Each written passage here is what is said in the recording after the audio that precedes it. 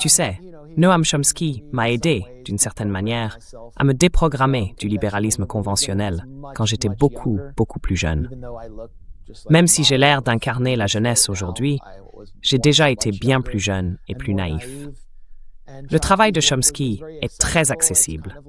C'est un peu l'auteur radical qu'on découvre quand on commence à s'intéresser à des idées en dehors du courant dominant, plutôt à gauche.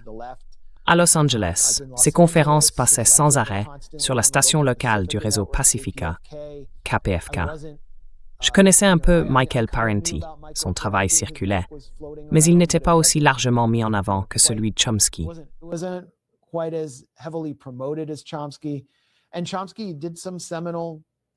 Et Chomsky a réalisé des travaux fondateurs. Il a publié des ouvrages majeurs.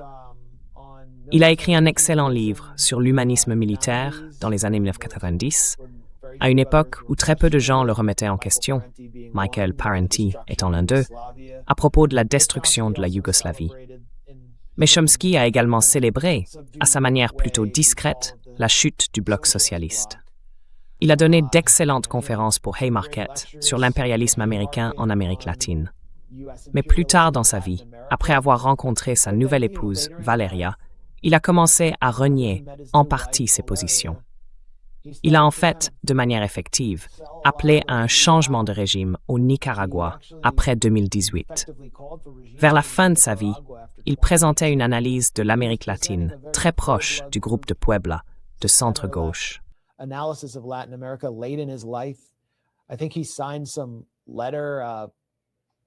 Je crois qu'il a signé une lettre sur la Syrie, prônant un changement de régime là-bas. Il se peut qu'il ait retiré son nom, je ne m'en souviens plus très bien. Il écrivait des articles dans The Nation, sapant le mouvement BDS. Et pendant tout ce temps, il avait ses réunions avec Ehud Barak, organisées par Jeffrey Epstein. Maintenant, on apprend, dans cette dernière série d'emails, qu'il conseillait Epstein sur la manière de contrer les attaques médiatiques liées à ses accusations d'abus sexuels et à la réputation qu'il s'était faite. Et Chomsky balaie tout cela comme une sorte de fiction, ce qui est vraiment troublant. Je crois que sa femme, Valeria, a qualifié Epstein de héros dans un autre email.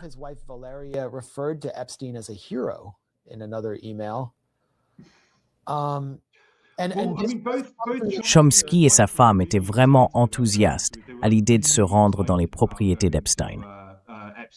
Je crois qu'à un moment donné, Chomsky a dit qu'il avait sérieusement envisagé d'y aller un jour.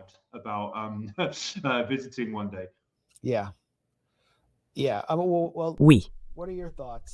Qu'en penses-tu de ce qui s'est passé? Je pense qu'on ne peut pas ignorer le fait que Chomsky, bien qu'il ait été un critique sévère du gouvernement israélien, et qu'il soit apparu à une époque où il y avait très peu de critiques juifs de ce gouvernement, conservait tout de même une certaine sympathie latente pour le sionisme. Cela lui a permis de nouer cette amitié avec Ehud Barak, avec qui il voyageait, ainsi qu'une amitié avec Jeffrey Epstein. Il y avait une certaine affinité entre eux. De plus, Jeffrey Epstein l'aidait à gérer ses finances lorsqu'il était très âgé. Et je crois, d'après ce que j'ai pu voir, je n'ai aucune information privilégiée, que sa femme a été un facteur et a joué un rôle plutôt néfaste dans cette affaire. Mais enfin, que penses-tu de Chomsky et de la manière dont cela affecte son héritage?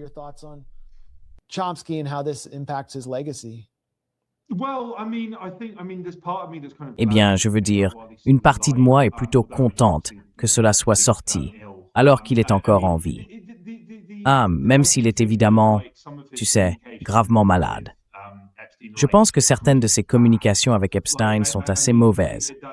Je ne dis pas cela pour minimiser son travail passé, mais quand il discute avec Epstein d'une stratégie médiatique pour répondre aux accusations très réelles selon lesquelles il était un prédateur sexuel, eh bien, je veux rajouter que c'est un time length pour Rainmar, qui n'avons pas besoin.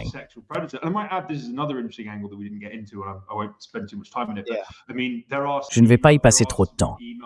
Je veux dire, il y a des emails où il est clair qu'Epstein payait des gens pour manipuler complètement les recherches Google, afin que les références à son arrestation et à son emprisonnement n'apparaissent pas.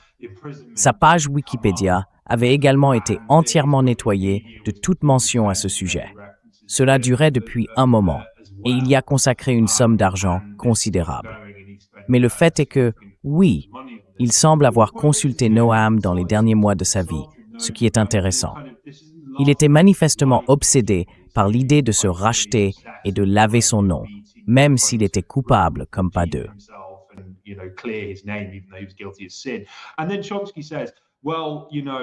Et puis Chomsky dit, eh bien, vous savez, je veux dire, il y a une hystérie qui s'est développée autour des violences faites aux femmes, au point que même remettre en question une accusation est considéré comme un crime pire que le meurtre, ce qui n'est qu'une absurdité réactionnaire qui ressemble à quelque chose que dirait Bill O'Reilly ou une autre figure d'extrême droite.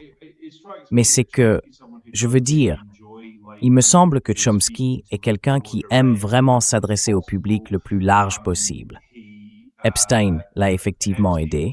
Il semble qu'un membre de la famille escroquait Noam Chomsky, ne lui versant pas l'argent de sa pension. Et Epstein a en fait enquêté là-dessus pour lui. And Epstein investigated this for him. And Chomsky's always keen on. Chomsky aime toujours rencontrer des personnes avec lesquelles il est en désaccord, afin de pouvoir discuter. Je veux dire, il est très controversé, même si je respecte le fait qu'il fasse cela.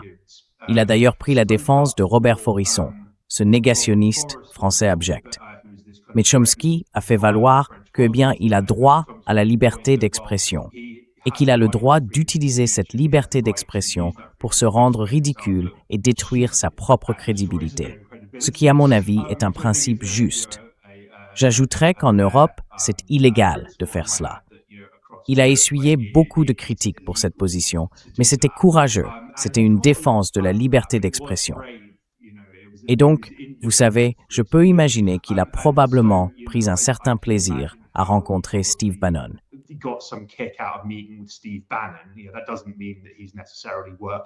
Cela ne veut pas dire qu'il travaillait nécessairement avec Steve Bannon ou pour lui. Il a probablement simplement vu là une occasion de rencontrer quelqu'un d'intéressant et de célèbre dont il ne partageait pas les opinions. Et il ressort clairement de certaines autres communications qu'il remettait en question certaines des choses qu'Epstein disait à propos de l'économie, de la finance, de la politique, et ainsi de suite. Donc il n'était pas, comment dire, il n'était pas du tout soumis à Epstein. Même si, je veux dire, le fait que les accusations ou les charges contre Epstein étaient si bien connues et faisaient partie du domaine public, enfin, c'est étrange. C'est étrange.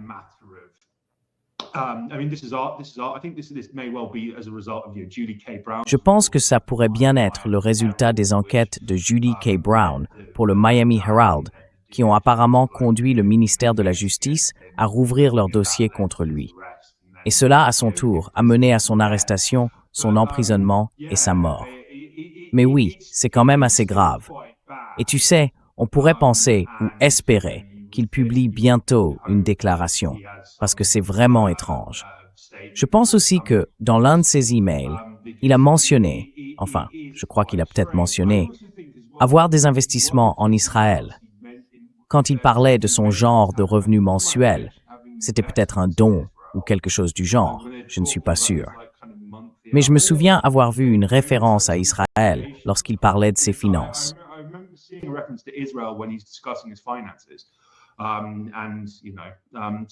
Et, tu sais, ce serait peut-être un autre terrier de lapin à explorer à un autre moment, Max.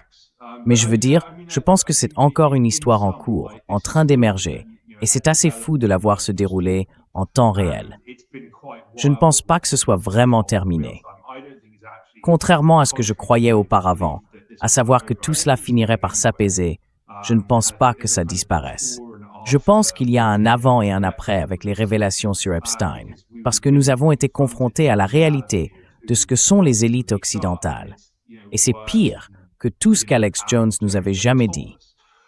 Ce sont vraiment une bande de, personnes sataniques qui ont toutes sortes d'obsessions de type sectaire pour les jeunes enfants, pas seulement pour le sexe, même si cela en fait une grande partie.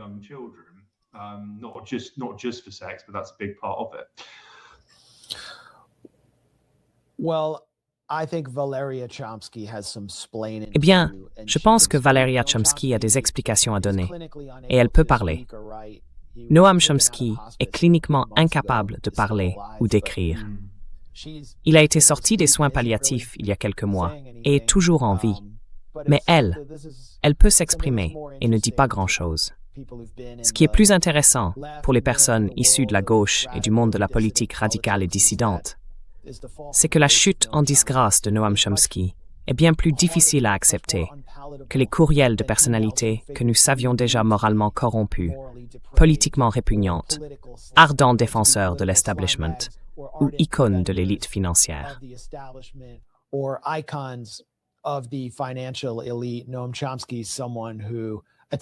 Noam Chomsky est quelqu'un qui a attaqué ces éléments tout au long de sa carrière, de manière très articulée et méthodique. Et aussi, comme tu l'as mentionné, quitte pendant l'affaire Forisson, il s'est présenté comme un anarcho-syndicaliste, absolutiste de la liberté d'expression. Cela m'a vraiment contrarié quand à la fin de ses 4-20 ans, je suppose pendant la pandémie de Covid, il a appelé à ce que les non-vaccinés soient placés dans des camps de concentration. J'ai plaisanté dans un de mes sketchs de stand-up en disant qu'il est si vieux qu'il a réellement vu un violon sur le toit, joué en direct sur un toit, donc c'est un peu compréhensible. Et j'ai fait la blague évidente sur la fabrication du consentement. J'ai été le premier à la faire. Reviens en arrière et...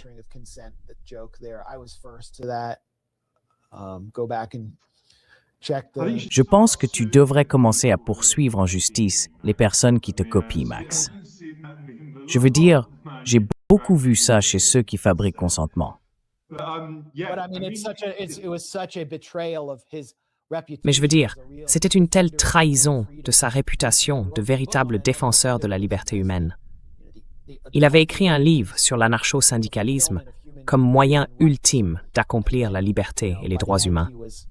Et puis, tu sais, à la fin, il était devenu un fasciste covidien, un fasciste médical. Et tu sais, une grande partie de la gauche institutionnelle l'était aussi. Je veux dire, il célébrait la réalisation des plans pandémiques proposés par Bill Gates et Epstein au Forum économique mondial des années auparavant. Et je me demande si la gauche d'aujourd'hui, après tout cela, en voyant tous ces dossiers, ne comprendrait pas différemment les confinements et l'accélération du Great Reset, et ne serait pas aussi méprisante envers les critiques à ce sujet après toute cette saga des dossiers Epstein omniprésents, dont tout le monde parle, jusqu'à ce que Trump bombarde l'Iran au nom d'Israël, ce qui pourrait bien arriver bientôt.